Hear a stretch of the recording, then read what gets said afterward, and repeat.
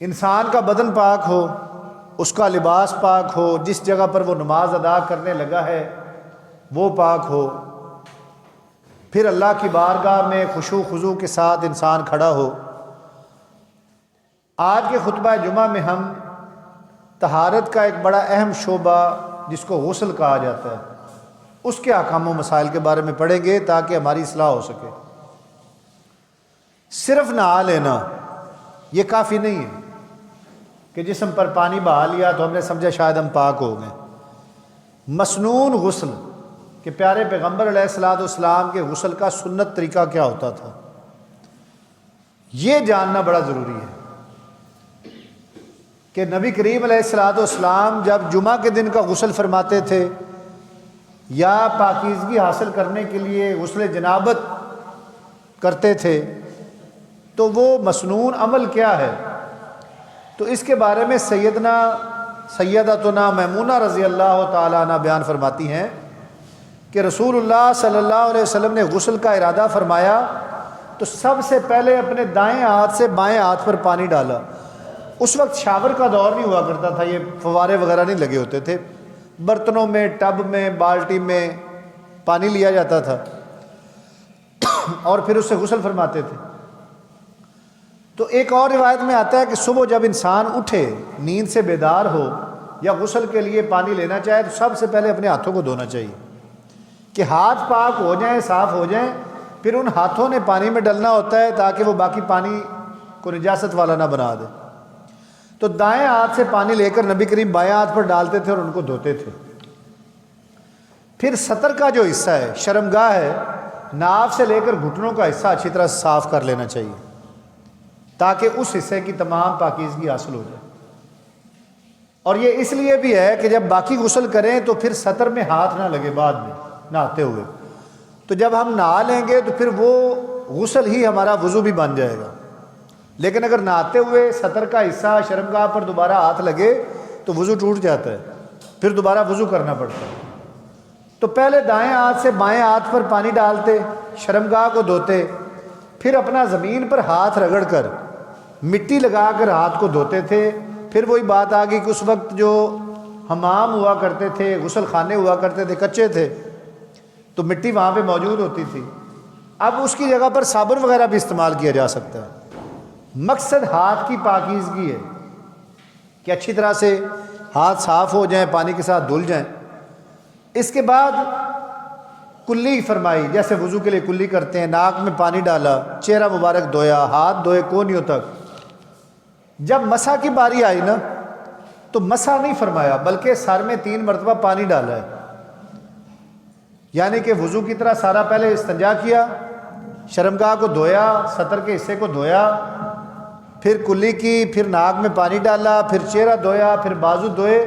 ہم وضو میں بازو دھونے کے بعد سر کا مسح کرتے ہوتے ہیں، تو مسح نہیں فرمایا بلکہ 3 چلو پانی لیے، 1 چلو لے کر سر کے دائیں جانب، 1 بائیں جانب اور 1 سر کے درمیان میں، تاکہ بالوں کی جڑیں اچھی طرح سے تر ہو جائیں۔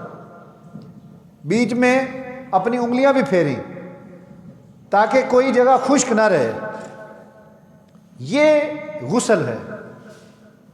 اور جب سر پر پانی ڈال لیا تو پھر آپ صلی اللہ تعالیٰ علیہ وآلہ وسلم نے اس نہانے والی جگہ سے ہٹ کر جہاں پر نہا رہے تھے، غسل فرما رہے تھے، پاؤں ایک سائڈ پر ہو کر دھو لیے۔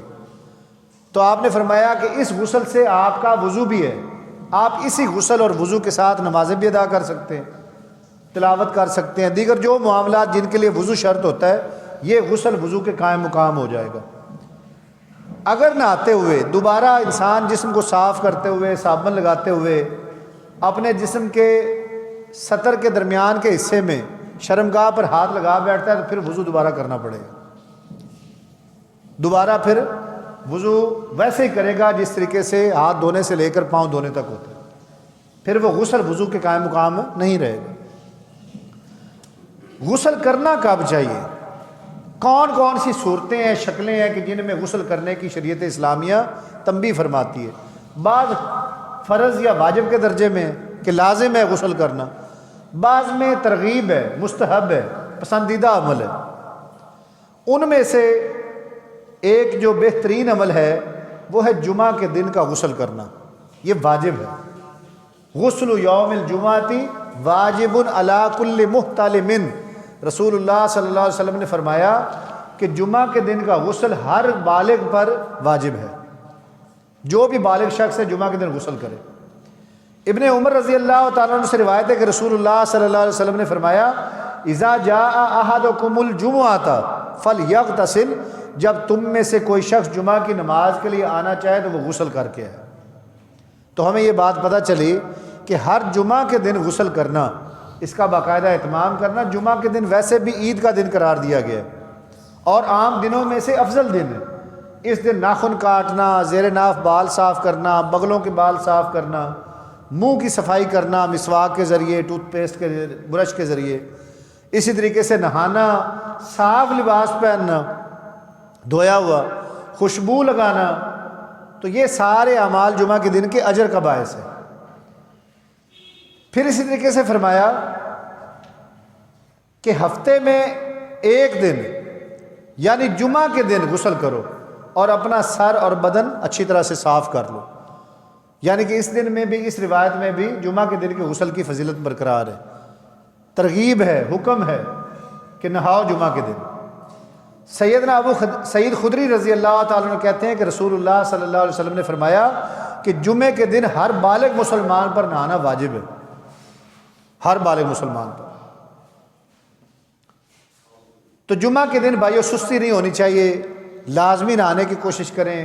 سردی ہوتی ہے، پانی گرم کرنے کے بندوبست موجود ہے۔ نبی کریم علیہ السلام کے دور میں تو پانی کا اہتمام کرنا ہی مشکل ہوا کرتا تھا، بڑا مشکل تھا پانی ملنا۔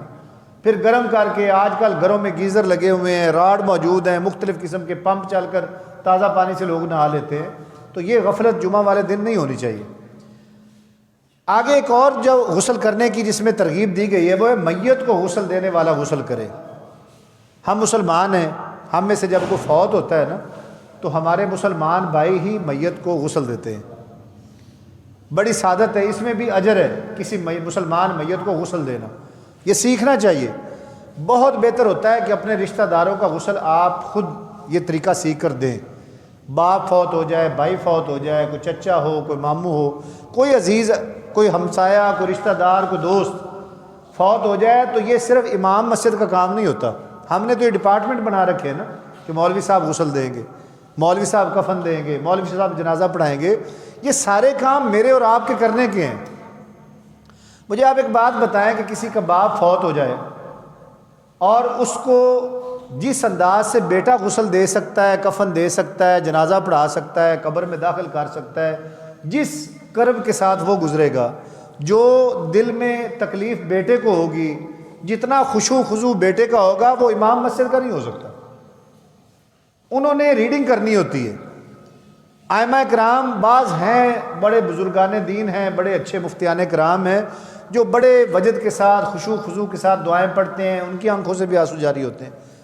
اس بھائی کو یاد کرتے ہوئے، اس کی گواہی دیتے ہوئے وہ دعائیں پڑھتے ہیں بڑی رقت آمیز انداز سے۔ لیکن عام جو روٹین دیکھی گئی ہے نا وہ یہی دیکھی گئی ہے کہ میت سامنے ہے، امام صاحب آتے ہیں، وہ عربی میں دعائیں جو یاد کی ہوئی پڑھ کے چلے جاتے ہیں۔ اگر اس کی جگہ پر بیٹا کھڑا ہو کر جنازہ پڑھا رہا ہوگا تو میرے عزیز بھائیوں، بیٹے سے تو کئی دفعہ بیچ میں وہ روئے گا، اٹکے گا، پھر باپ کی وہ بات سوچ کر اللہ کی حضور بڑی عاجزی کے ساتھ دعائیں کرے گا، دورا دورا کر دعائیں کرے گا کہ یہ ایک آخری موقع میں اپنے باپ کو بخشوانے کے لیے اللہ سے دعائیں کر لوں۔ تو ہر بات میں بری و ذمہ نہ ہوں۔ آپ مسلمان ہیں، جتنا کوئی دین ضروری جو واجبی دین ہے سیکھنا کسی عالم دین پر ہے، اتنا آپ پر بھی ضروری ہے۔ ہم کاروباری معاملات سیکھتے ہیں، اسکول کی تعلیم حاصل کرتے ہیں، پیسے دے کر حاصل کرتے ہیں، بڑی اچھی خاصی فیسیں دے کر بچوں کو تعلیم دلواتے ہیں، تو ان بچوں کو مساجد میں بھیجا کریں دعائیں سیکھنے کے لیے۔ نماز جنازہ کا طریقہ، نماز کا طریقہ، غسل کا طریقہ، وضو کا طریقہ، یہ ہر مسجد میں اہتمام ہونا چاہیے۔ یہ مسلمان کے لیے ضروری ہے، یہ کوئی باقاعدہ ڈپلومہ یا ڈگری لینے کے لیے نہیں ہے۔ یہ ڈگریاں، یہ سند فراغت، یہ مدارس کا یہ موجودہ ضرورت ہے۔ نبی کریم علیہ السلام کے دور میں تو دین سیکھا جاتا تھا اپنے عمل کرنے کے لیے، صحابہ بھی سیکھتے تھے، وہ آگے بھی سکھاتے تھے۔ ابن عمر فرماتے ہیں رضی اللہ تعالیٰ عنہ کہ ہم میت کو غسل دیتے پھر ہم میں سے بعض غسل کرتے اور بعض نہ کرتے۔ اب اس سے یہ بات پتہ چلتی ہے کہ واجب یا فرض نہیں ہے کہ جو کسی میت کو غسل دے گا، تو ان میں سے بعض لوگ ایسے ہوتے تھے کہ جو بعد میں جا کر خود بھی نہاتے تھے، کیونکہ ہم نے وضو کی احادیث میں پڑھا ہے اور غسل کی بعض روایات میں بھی آتا ہے کہ جب ہم وضو کرتے ہیں نا تو ہمارے جسم کے جو اعضاء ہیں ان کے گناہ جھڑتے ہیں۔ ہاتھ دھوتے ہیں تو ہاتھوں کے گناہ دھل جاتے ہیں، چہرہ دھوتے ہیں تو چہرے کے گناہ دھل جاتے ہیں، پاؤں دھوتے ہیں تو پاؤں کے گناہ دھلتے ہیں۔ اب جب غسل انسان دے رہا ہوتا ہے نا کسی کو، تو اس کے پانی کے چھینٹے بعض اوقات اپنے جسم پر آ رہے ہوتے ہیں غسل دیتے ہوئے، تو بعض لوگ اس لحاظ سے خود غسل کر لیا کرتے تھے کہ ہمارا بدن بھی مکمل پاک ہو جائے۔ یہ ترغیباً ہے، اگر میت کو دینے والا غسل خود بھی نہا لے گا بہتر ہے، لیکن اگر کوئی خود نہیں نہاتا اور اسی طریقے سے جا کر وہ خود بھی جنازے میں شریک ہو جاتا ہے تو یہ بھی ٹھیک ہے، وضو کر کے وہ جنازے میں شامل ہو جائے، گناہ کا کام نہیں۔ اسی طرح سے کوئی شخص اگر کوئی اور دین چھوڑ کر دائرہ اسلام میں آتا ہے، نیا مسلمان ہوتا ہے، تو اس کو بھی غسل کرنا چاہیے، وہ غسل کر کے دائرہ اسلام میں آئے۔ اس کی ایک روایت تو وہ حضرت عمر فاروق رضی اللہ تعالیٰ عنہ جب یہ مسلمان نہیں ہوئے تھا نا، تو نبی کریم کو تلوار نکال کر نعوذ باللہ قتل کرنے کی نیت سے نکلے تھے، بڑا مشہور واقعہ ہے۔ تو کسی نے راستے میں کہا کہ اے عمر بن خطاب، آپ چلے ہو محمد ابن عبداللہ کو قتل کرنے کے لیے، تمہاری بہن اور بہنوئی یہ تو خود مسلمان ہو چکے ہیں، اپنے گھر میں تو دیکھو پہلے۔ تو آپ نے رخ موڑ لیا، سیدھے گئے اپنی بہن فاطمہ بنت خطاب کے گھر۔ ان کے بہنوئی حضرت سعید بن زید رضی اللہ تعالیٰ عنہ تھے۔ آپ نے کان لگا کر سنا نا تو قرآن مجید کی تلاوت ہو رہی تھی، حضرت خباب ابن ارت رضی اللہ تعالیٰ عنہ کو قرآن پڑھا رہے تھے۔ آپ نے دروازہ کھٹکھٹایا، پوچھا کون؟ کہا میں عمر ہوں۔ تو سارے ڈر گئے کہ عمر آ گیا تو یہ تو بڑا مسئلہ ہو جائے گا۔ حضرت خباب ابن ارت چھپ گئے، یہ اندر گئے، جا کر پہلے بہنوئی کو مارنا پیٹنا شروع کر دیا، بہن کو تھپڑ مارے اور کہا کہ یہ کون سا دین تم پڑھ رہے ہو؟ وہ جب زیادہ غصے میں ہوئی نا تو ان کی بہن بھی ظاہر خطاب کی بیٹی تھی، خون تو ایک تھا، انہوں نے کہا کہ عمر بے شک ہمیں مار ڈالو، جو دین ہم قبول کر چکے ہیں اب اس سے ہم ہٹیں گے نہیں۔ تو آپ نے کہا کہ دکھاؤ مجھے وہ کیا ہے جو تم پڑھنا چاہ رہے ہو، کیا پڑھ رہے ہو؟ تو بہن نے کہا کہ پہلے جاؤ غسل کرو، نہا کے آؤ، کیونکہ اس کتاب کو پاک صاف لوگ ہاتھ لگا سکتے ہیں، تم مشرک ہو، دین سے دور ہو۔ آپ نے باقاعدہ پھر غسل کیا۔ نبی کریم نے دعا مانگ رکھی تھی کہ اللہ اید الاسلام من احد العمرین، کہ کسی ایک عمر سے اسلام کو طاقت عطا فرما۔ وہ حضرت عمر کے بارے میں قبول ہو چکی تھی۔ آپ نہائے، وہ صورت پڑھی، تلاوت کی اور کہا کہ مجھے نبی کریم کے پاس لے چلو، میں بھی یہ دین قبول کرنا چاہتا ہوں۔ تو اس بات سے پتہ چلتا ہے کہ غسل اگر کوئی نیا بندہ مسلمان ہونے کی طرف جا رہا ہے تو وہ بھی غسل کر کے اسلام قبول کرے۔ سیدنا قیس ابن عاصم رضی اللہ تعالیٰ عنہ سے روایت ہے کہ رسول اللہ صلی اللہ علیہ وسلم جب یہ حضرت قیس مسلمان ہوئے نا تو رسول اللہ نے انہیں حکم دیا کہ وہ پانی اور بیری کے پتوں سے غسل کریں، بیری کے پتے پانی میں ڈال کر اس سے غسل کریں۔ اب اس میں حکمت کیا ہے اللہ عالم۔ میت کو بیری کے پتوں سے بھی غسل دینا چاہیے۔ جو میت ہوتا ہے نا اس کے لیے جو پانی گرم کیا جاتا ہے یا پانی تیار کیا جاتا ہے تو کہیں سے بیری کے جو پتے ہیں وہ توڑ کر اس پانی میں ڈال دیے جائیں اور اس میت کو غسل دینا چاہیے۔ دیکھیں ہر چیز میں رسم کو نہ لائیں میرے عزیز بھائیوں، ہم تو جنازے بھی رسماً پڑھنے لگ گئے ہیں، دکھاوے کے جنازے، کہ اگر میں جنازے میں نہ گیا تو سارے لوگ کہیں گے کہ بھائی تم تو فلاں کے جنازے میں نہیں تھے۔ کئی لوگوں کو دیکھا ہے کہ وہ جنازہ پڑھ کر نا آگے آنے کی کوشش کرتے ہیں کہ تاکہ لوگ مجھے دیکھ لیں کہ میں بھی جنازے میں آیا ہوں۔ یہ سارے کا سارا اجر ہم ضائع کر بیٹھتے ہیں۔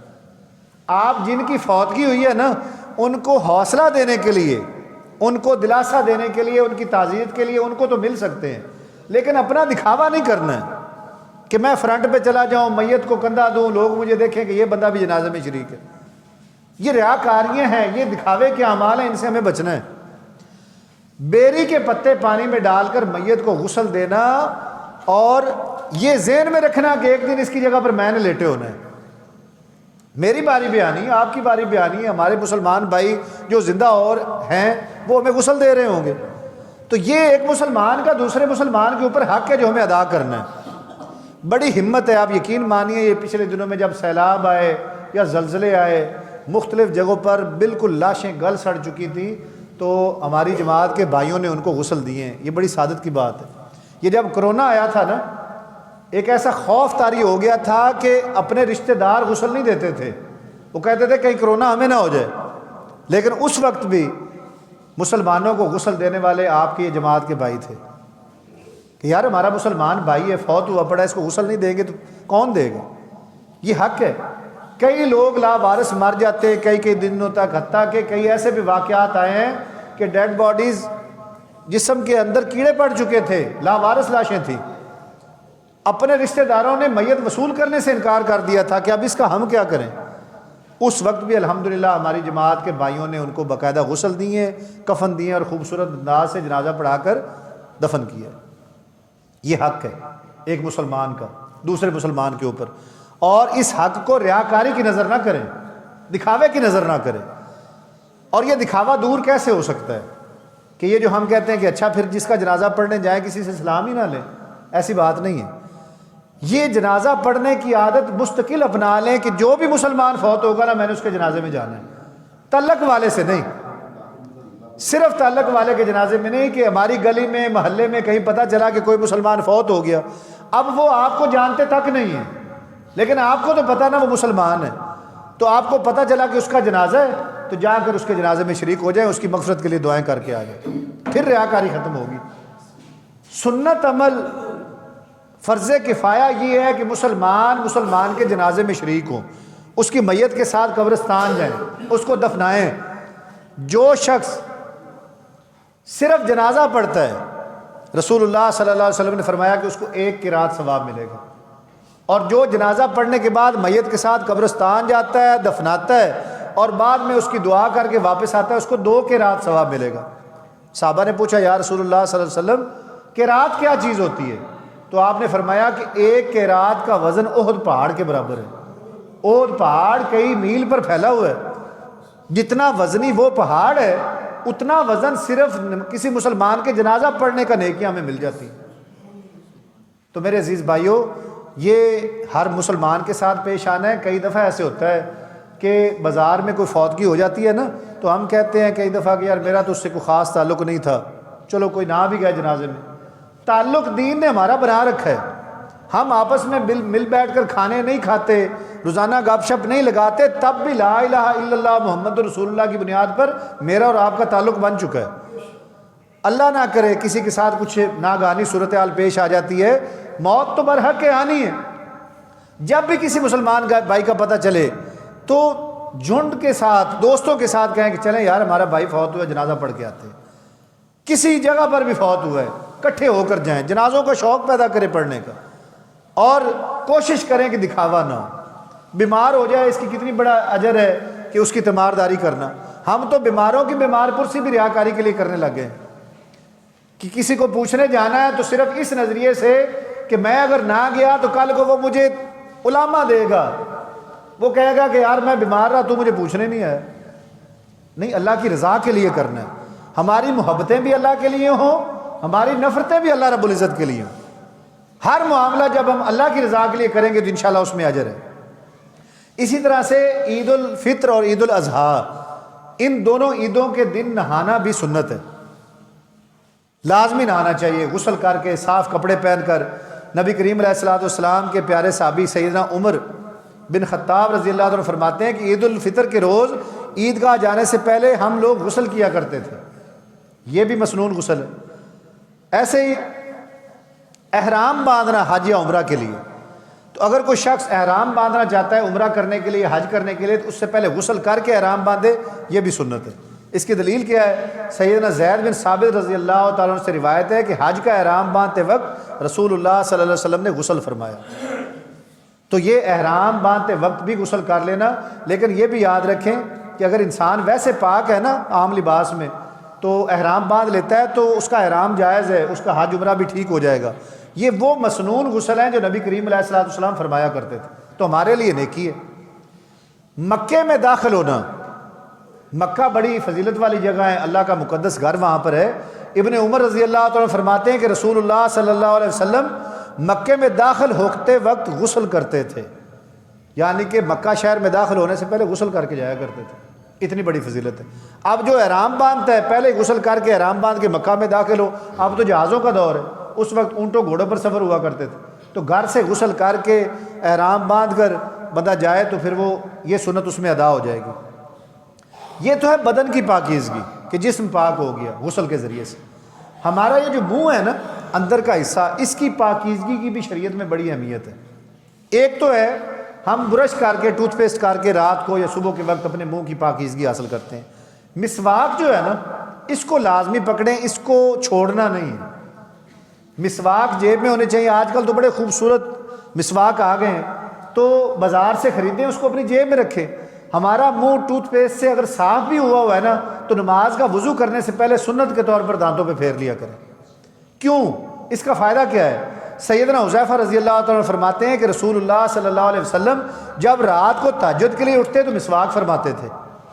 پیارے پیغمبر تہجد کی نماز کے لیے بھی مسواک فرماتے تھے، اور فرمایا ابن عباس فرماتے ہیں کہ نبی اکرم صلی اللہ علیہ وسلم ہر رات کو 2 رکعت پڑھتے اور ہر 2 رکعت کے بعد مسواک کیا کرتے تھے۔ اتنا محبوب عمل تھا۔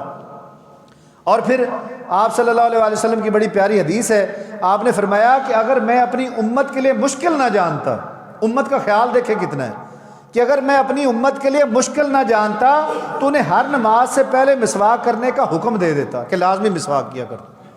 لیکن کیا ہے کہ آپ صلی اللہ علیہ وسلم نے دیکھا کہ کہیں امت مشقت میں نہ پڑ جائے، آپ نے اختیار دے دیا کہ اپنے دانتوں پر مسواک کیا کرو۔ اور میرے عزیز بھائیو، آخری بات، رسول اللہ صلی اللہ علیہ وسلم جب اس دنیا سے تشریف لے جانے لگے ہیں نا تو آپ کا سر مبارک حضرت اماں عائشہ صدیقہ کی گود میں تھا، تو آپ کے چچا زاد بھائی کے ہاتھ میں مسواک تھی، تو آپ نے اشارہ کیا کہ یہ مجھے دو۔ آپ صلی اللہ علیہ وسلم نے اس کو چبانا چاہا، لیکن بخار کی شدت اتنی زیادہ تھی کہ چبا نہ پائے، تو آپ نے وہ مسواک حضرت اماں عائشہ صدیقہ کو پکڑایا کہ اس کو چبا کر دو مجھے۔ حضرت اماں عائشہ صدیقہ رضی اللہ تعالیٰ عنہ فرماتی ہیں کہ میں اس بات پر بھی فخر کرتی ہوں کہ اللہ تعالیٰ نے آخر وقت میں میرا لعاب میرے نبی کے لعاب کے ساتھ ملا دیا۔ میرے عزیز بھائیو، یہ بڑی محبت والی سنتے ہیں، مشکل کام نہیں ہے۔ ہم نے اپنے اوپر غفلتیں سوار کر رکھی ہیں۔ کتنا سا مشکل عمل ہے مسواک کرنا۔ وضو کرنے بیٹھے ہیں، دانتوں پہ پھیر لیا۔ آپ کبھی عرب قراء کو دیکھیں، مسجد نبوی میں، مسجد الحرام میں جو حج عمرے کے لیے گئے ہیں، تو اکثر عربی نا صاحب میں کھڑے ہوئے ایسے ایسے مسواک پھیر لیتے ہیں۔ کیوں؟ نبی کریم کا محبوب عمل ہے کہ میری امت پر مشقت نہ آنا ہوتی تو ہر نماز سے پہلے میں لازمی قرار دیتا کہ مسواک کرو۔ تو یہ مسواک اللہ کی رضا بھی ہے، اس میں اللہ راضی ہوتے ہیں ہمارے منہ کی پاکیزگی سے۔ تو اس لیے یہ تمام اعمال، غسل کے معاملات، وضو کے معاملات، مسواک کے معاملات، مومن پاک، طیب اور طاہر ہوتا ہے۔ اپنے لباس کو بھی پاک رکھیں۔ اکثر و بیشتر جب ہم دوستوں کو کہتے ہیں نا کہ آؤ یار نماز پڑھ لیں، تو اکثر یہ لوگ کہہ دیتے ہیں کہ میرے کپڑے پاک نہیں۔ بھائی اس بات کی فکر کرو، کیوں کپڑے پاک نہیں ہیں؟ نبی کریم علیہ الصلوۃ والسلام نے قبر کے اوپر سے گزرے تو آپ نے فرمایا میں نے صاحب قبر کو عذاب ہوتے دیکھا ہے۔ صحابہ نے پوچھا یا رسول اللہ کیا ہوا ہے؟ تو آپ صلی اللہ علیہ وسلم نے فرمایا کہ یہ بندہ پیشاب کے چھینٹوں سے احتیاط نہیں کیا کرتا تھا۔ کبھی بھی اگر آپ کو استنجے کے لیے پانی نہ مل رہا ہو تو اس جگہ پر پیشاب نہ کریں، کسی ایسی ناموار جگہ پر نہ کریں کہ پیشاب کے چھینٹے آپ کے پاؤں پر ہیں۔ آج کل تو جگہ جگہ پر واش روم، لیٹرینوں کا سسٹم ہے، آپ کہیں بھی ایسی جگہ پر جا کر وضو کریں یا واش روم کریں جہاں پر آپ اپنے آپ کو دھو کر پاکیزگی حاصل کر سکیں۔ اللہ تعالیٰ کی بارگاہ میں دعا ہے کہ اللہ تعالیٰ ہمیں ایسا پاک، صاف اور ستھرا مسلمان بنا دے کہ جو اللہ اور اس کے رسول کو پسند ہے۔ اللہ تعالیٰ ہمیں نبی کریم صلی اللہ علیہ وسلم کے نقش قدم پر چلنے کی توفیق عطا فرمائے۔ وآخر دعوانا ان الحمدللہ رب العالمین۔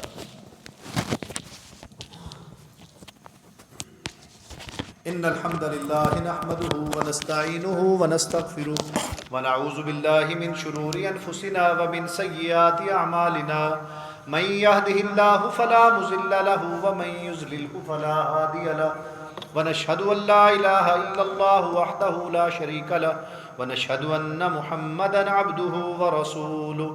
عزیز بھائیو، آپ نے یہ سوشل میڈیا پہ دیکھا ہوگا کہ پچھلے ہفتے کے اندر ہندوستان کے اندر ایک مسلمان بچی کے منہ سے انہوں نے پردہ ہٹا کر اس بدبخت نے بے پردہ کرنے کی کوشش کی۔ ان کا کوئی وزیر تھا۔ تو اسلامی شعار ہیں مسلمان عورت کی عزت و عفت و عصمت، یہ ہم مسلمان مردوں پر ضروری ہے کہ ہم اپنی بہنوں کا، اپنی بیٹیوں کی عزت کا خیال کریں، ان کے محافظ بنیں۔ محمد بن قاسم اگر ایک عورت کی پکار پر بر صغیر پاک و ہند میں آ سکتا ہے، اور بالکل اسی بات پر مدینہ میں ایک قتل بھی ہوا تھا۔ یہودی کے پاس یہودی سنار تھا، سناروں کا کام کرتا تھا، تو مسلمان عورت کپڑا لپیٹ کے جایا کرتی تھی۔ تو اس نے کہا کہ کسی دن اس کا چہرہ دیکھتے ہیں کہ یہ عورت ہے کیسی۔ اس نے اپنے کسی ملازم کو کہا کہ اس کے جو چادر کا پلو ہے نا، تم نیچے اس کی کرسی کے پاؤں کے ساتھ باندھ دینا، جب یہ کھڑی ہوگی تو اس کے سر سے چادر اتر جائے گی۔ تو وہ مسلمان عورت ایسے ہی اس کے پاس بیٹھی، کوئی لین دین کی بات کی، جب وہ اٹھنے لگی نا تو وہ اس نے ملازم نے نیچے سے چادر باندھی ہوئی تھی، وہ کھڑی ہوئی تو ان کے سر سے دوپٹہ اتر گیا، چادر اتر گئی، چہرہ بھی ننگا ہو گیا۔ تو اس عورت نے وہاں پر اچھا خاصا احتجاج کیا کہ اے میرے مسلمان بھائیو، اس یہودی نے مجھے بے پردہ کیا۔ تو مسلمانوں نے آ کر اس یہودی کو قتل کر دیا کہ تم کون ہوتے ہو ہماری بیٹی کے سر سے دوپٹہ اتارنے والے۔ پھر اسی طریقے سے جس نے قتل کیا تھا اس کو یہودیوں نے قتل کر دیا، جھگڑا ٹھیک ٹھاک بڑھ گیا، رسول اللہ صلی اللہ علیہ وسلم تک بات گئی، پھر باقاعدہ اس کا کیس لگا، اس کا فیصلہ ہوا، اور مسلمانوں کی عزت اور وقار کو بلند رکھنے کا عہد کیا گیا، اور یہودیوں نے عہد کیا کہ آئندہ ہم اس طرح کی حرکت نہیں کریں گے۔ آج مسلمان بیٹی کے چہرے سے وہ بڑا واضح ہے، وہ پکڑ کر ایسے نیچے کھینچ رہا ہے کہ چہرہ اس کا ننگا ہو جائے، تو ہم مسلمان سوئے ہوئے ہیں، ہم تو روزی روٹی کے چکر سے نہیں نکل رہے، ہمیں اتنا الجھا دیا گیا ہے معیشت میں کہ دنیا میں جو مرضی ہو جائے ہمیں اس کی فکر نہیں ہوتی۔ تو اس سلسلے میں ایک احتجاجی چھوٹا سا مظاہرہ یہاں مچھلی چوک کے اندر ہماری جماعت کی طرف سے احتجاج ریکارڈ کرانا ہے، دنیا کو دکھانا ہے کہ بھائی اس عمل کی ہم مذمت کرتے ہیں، یہ درست نہیں ہوا۔ مسلمانوں پر چھوٹی چھوٹی ایلیگیشن لگا کر دہشت گرد بھی بنایا جا رہا ہے، مسلمانوں کو آئے روز بدنام کرنے کی کوشش کی جاتی ہے، لیکن جب ہماری بیٹیوں ہماری بہنوں کے سروں سے دوپٹے اترنے کی بات ہوگی تو پھر مسلمان کی غیرت چپ کر کے نہیں بیٹھے۔ اللہ تعالیٰ سے دعا ہے کہ اللہ تعالیٰ امت مسلمہ کی حفاظت فرمائے، اور اللہ تعالیٰ ہماری بیٹیوں بہنوں کی عزت کو محفوظ فرمائے۔ سبحان ربک العزت عما یصفون وسلام علی المرسلین والحمد للہ رب العالمین۔